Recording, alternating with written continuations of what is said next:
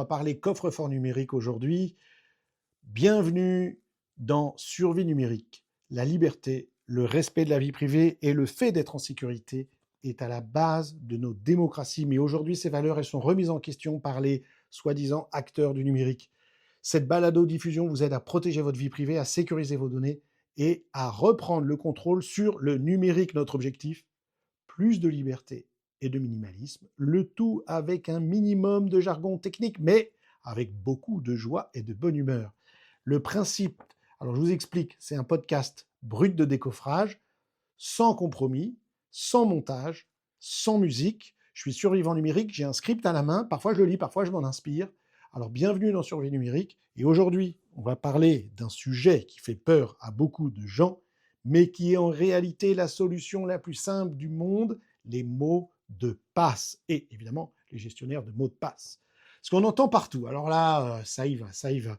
Il faut des mots de passe complexes, il faut en changer tous les 3 mois, il faut un mot de passe différent pour chaque site sur lequel on va, il ne faut pas mémoriser nos mots de passe, il faut un chiffre, une majuscule, un symbole, une étoile filante et le nom de votre grand-mère. On entend toutes choses. Franchement, on ne peut pas retenir 50 mots de passe différents. Personne ne peut y arriver. Et du coup, à quoi on arrive? Comme on nous dit ceci, cela, on réutilise le même mot de passe, on le note sur un post-it. C'est terrible, c'est la réalité, il ne faut pas faire ça. Les gens, ils écrivent leur mot de passe, c'est comme s'il n'y en a pas en fin de compte. Donc on va voir tout ça, cette histoire de mot de passe, les confusions autour du mot de passe, parce qu'en fait, la solution est très facile. C'est une solution miracle, gratuite, simple, ça s'appelle un gestionnaire de mots de passe. C'est pas un truc de hacker, c'est pas un truc compliqué, c'est la chose la plus facile et la plus simple à mettre en place. Et dans cet épisode, on va démystifier tout ça, on va répondre à vos peurs et vous montrer comment configurer en 5 minutes chrono votre gestionnaire de mots de passe.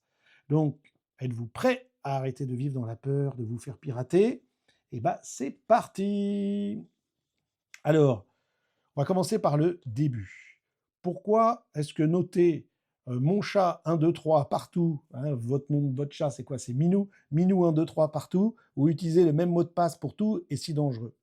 On va essayer de vous faire comprendre ça. J'ai préparé une métaphore. Vous allez sur un site de forum de cuisine. Vous avez mis votre mot de passe et un nom d'utilisateur. Et ce site, il se fait pirater. Ils piratent quoi, les pirates? Ils volent la base de données dans laquelle il y a tous les emails de gens qui sont inscrits à ce forum et les mots de passe. Donc, si vous avez utilisé le mot de passe Minou 1, 2, 3 pour ce forum, mais que vous utilisez aussi ce mot de passe pour votre banque, pour accéder à votre compte de mail, pour votre compte, je sais pas quoi, Netflix, Amazon et tout, mais qu'est-ce qui se passe? Alors, suspense. Eux, ils ont votre email et le mot de passe que vous avez utilisé sur ce petit site de cuisine.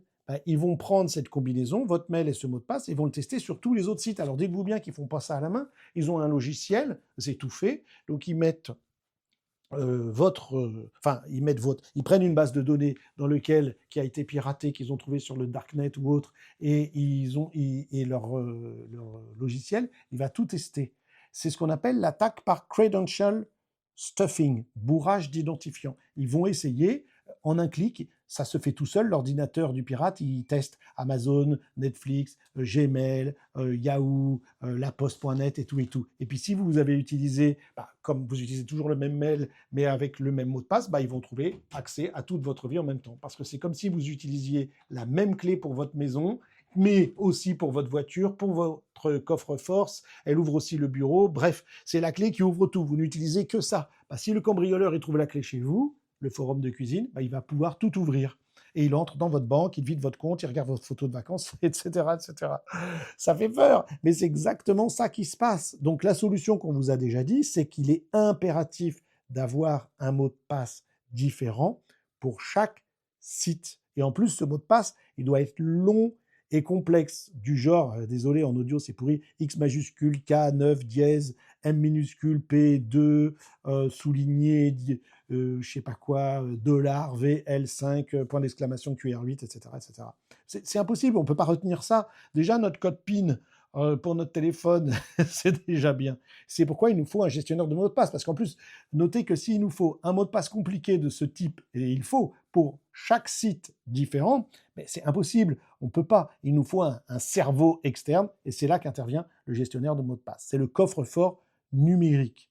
C'est vraiment, imaginez un coffre-fort ultra sécurisé. À l'intérieur, vous rangez toutes vos clés, c'est-à-dire vos mots de passe. Ce coffre-fort, il est verrouillé par une seule clé maître que vous devez retenir. Ça veut dire quoi? Vous n'avez plus qu'à retenir qu'un seul mot de passe. On appelle ça un mot de passe maître. Et évidemment, ce mot de passe, il faut qu'il soit long et fort. On y reviendra, il y a des trucs pour ça, on y revient dans un instant.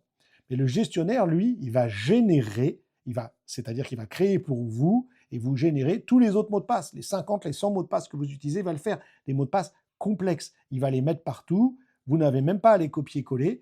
C'est une petite extension qui est dans votre navigateur Internet. J'espère que vous n'utilisez pas Chrome. Ça peut être Safari pour les gens qui utilisent un Mac, ou mieux Firefox avec uBlock Origin. Vous vous rappelez, Brave, éventuellement, Brave. Ça, c'est pour l'ordinateur. Et sur votre téléphone, c'est une application pour le téléphone. Et donc, dès que vous allez arriver sur un site où vous devez vous connecter, le gestionnaire de mots de passe, il détecte le champ où c'est écrit identifiant ou email et mot de passe, et il les remplit automatiquement. Vous n'avez plus qu'à cliquer et c'est rempli.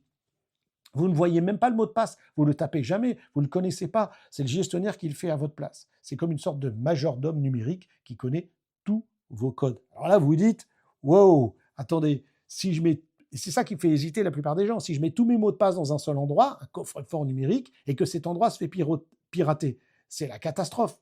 Évidemment, c'est une bonne question. On se dit, bah non, je vais mettre tous mes œufs dans le même panier. Et c'est là qu'il faut comprendre plusieurs choses. Un, le chiffrement de bout en bout. C'est un peu technique comme terme, mais c'est hyper simple. En fait, quand vous créez votre compte, votre mot de passe, il est utilisé pour chiffrer tout votre coffre-fort avant même qu'il ne quitte votre ordinateur. Donc même si votre gestionnaire de mots de passe est piraté, les pirates, ils ne verraient qu'une suite de caractères illisibles. Ils ne peuvent pas déchiffrer vos mots de passe sans votre mot de passe maître. Et votre mot de passe maître, il n'est jamais envoyé au serveur. Il reste dans votre tête. Donc, même l'entreprise qui fournit le service de gestionnaire de mots de passe, il ne peut pas voir vos mots de passe. Et évidemment, il faut que cette entreprise, ce soit une entreprise sérieuse. Donc nous, à Survie Numérique, on a plein de critères. Ce sont des critères que les experts connaissent bien en sécurité numérique. J'ai écrit ça sur le site, j'ai expliqué quels sont les bons critères. Entre autres, il faut que ce soit open source pour que le code soit public, que ce soit audité par des experts du monde entier. C'est important que ce soit audité. Comme ça, s'il y a une faille, tout le monde le saurait. Bref, il faut que le code soit accessible. Donc, je vous recommande Proton Pass. Proton fait des super outils numériques. Et ma préférence en tant que gestionnaire de mots de passe, parce qu'ils font que ça et ils le font hyper bien, c'est Bitwarden. Donc, évidemment, il y a quand même un risque. Le risque, c'est si vous perdez votre mot de passe maître. Ben là, vous êtes complètement bloqué. Si on perd son mot de passe maître, personne ne peut le récupérer. Vous pouvez dire à l'entreprise, mais si c'est moi, voici ma carte d'identité et tout, je vous paye 200 € pour ça. L'entreprise ne peut pas, parce que c'est chiffré de bout en bout. Ni moi, ni personne, ni aucun hacker, le meilleur du monde, ne pourra retrouver ces mots de passe. C'est la force du système. Il n'y a pas de bouton où on clique, mot de passe oublié pour le gestionnaire de mot de passe. C'est impossible, ça n'existe pas. Donc c'est donc critique de retenir ce mot de passe. Et c'est pour ça qu'il vaut mieux utiliser ce qu'on appelle des phrases de passe. Je vous explique. Au lieu d'utiliser un mot de passe compliqué, comme j'ai dit tout à l'heure, X machin, majuscule, mélangé avec des signes bizarres et tout, vous allez choisir 4 ou 5 mots aléatoires avec lesquels vous allez créer une image. Alors j'ai fait sur le site internet survienumérique.com toute une explication là-dessus, comment le faire, et puis il y a même des sites qui vous aident à le faire, c'est hyper important. Donc ce qu'on appelle une phrase de passe, c'est que vous allez retenir par exemple cheval, banane, tigre, bleu et chiffre 9. Et là, c'est assez facile à retenir pour vous. Surtout que l'idée, c'est de se faire une histoire. Vous allez visualiser dans votre tête un cheval qui mange une banane et qui tout d'un coup voit un tigre bleu et qui a 9 taches sur lui. Je sais pas, je dis n'importe quoi, mais vous inventez une histoire. Ce qui fait qu'à chaque fois que vous allez taper, en fait, ça va être très vite parce que dans votre tête, vous allez vous imaginer ça et vous allez pouvoir taper ce qu'on appelle une phrase de passe. Mais en fait, si vous réfléchissez, cette phrase de passe, alors entre chaque Par exemple, entre chaque mot, vous mettez un trait d'union, par exemple. Donc en vrai, ça veut dire que ça fait beaucoup de signes. Ça fait comme si vous aviez un mot de passe très long et compliqué. C'est assez facile à retenir pour nous, mais c'est quasi impossible à deviner pour un ordinateur. Et puis, quand vous allez créer un compte, je vous explique dans un instant, un compte dans le gestionnaire de mots de passe que vous voulez, donc ProtonPass ou Bitwarden, ils vont vous donner ce qu'on appelle des codes de récupération, toujours. Ça, c'est votre sauvegarde ultime. Ce code de récupération, c'est une suite de chiffres un peu bizarroïdes, il faut le garder. Et quand je dis qu'il faut le garder, évidemment, il ne faut pas le garder dans votre ordinateur et vous ne pouvez pas le garder dans votre gestionnaire de mots de passe, puisque c'est le code de récupération du gestionnaire de mots de passe. Il faut, écoutez bien, imprimer sur un papier et vous le mettez dans un tiroir. Et si vous avez très peur et que vous êtes paranoïaque, vous le mettez dans un tiroir qui est ailleurs. Par exemple, pour votre gestionnaire de mots de passe qui est à la maison, vous le mettez dans un tiroir au boulot et vice-versa. C'est votre sauvegarde ultime, c'est la clé de secours cachée sous le pot de fleurs. Il faut éviter de cacher la clé de la maison sous le pot de fleurs ou le paillasson. Vous avez compris l'idée. Nous, par exemple, j'ai une clé de secours de ma maison à 50 km de là où on a un terrain et j'ai une clé de secours pour la maison. Évidemment, ce serait, si on perd la clé de la maison, il faudrait aller à 50 km, mais c'est la clé de secours, c'est bien ça que ça veut dire. Et vice-versa, j'ai une clé de... Bref, vous avez compris. Donc, vous imprimez ce code de récupération et vous le mettez chez vous, dans un coffre si vous avez un coffre, mais il faut que ce soit imprimé. Vous ne pouvez pas le mettre dans un fichier texte ou quoi, parce que si quelqu'un pirate votre ordinateur et qu'il trouve ça, on faut prendre les choses de sécurité très à cœur, parce que les gens ils comprennent pas que le numérique aujourd'hui c'est là où il y a tout. Encore une fois, si vous laissez la porte, vous partez de chez vous, vous laissez pas la porte de votre maison ouverte ou avec la clé dessus en disant servez-vous. Ben, c'est ce que vous faites si vous gardez votre clé de récupération, votre passe-mètre, votre phrase de passe-mètre dans votre ordinateur. Pour un pirate, c'est très facile d'y accéder. À partir de là, il a accès à tout. Donc, comment on commence? Qu'est-ce qu'il faut télécharger? Donc, moi, je vous recommande, je vous l'ai dit, ProtonPass ou Bitwarden. Si on faut choisir qu'un, choisissez Bitwarden. Ils ont des versions gratuites qui fonctionnent hyper bien. Il y a des versions payantes qui vous donnent des fonctionnalités plus avancées, mais pour 90% des gens qui m'écoutent, ce ne sera pas utile. Donc, 3 étapes. 1, vous allez sur le site ProtonPass ou mieux Bitwarden. Vous sélectionnez bitwarden.eu et pas bitwarden.com pour que vous soyez bien hébergé en Europe. Et vous créez votre compte sur le site officiel Bitwarden. Voilà, vous allez sur Bitwarden et vous faites votre compte au ProtonPass.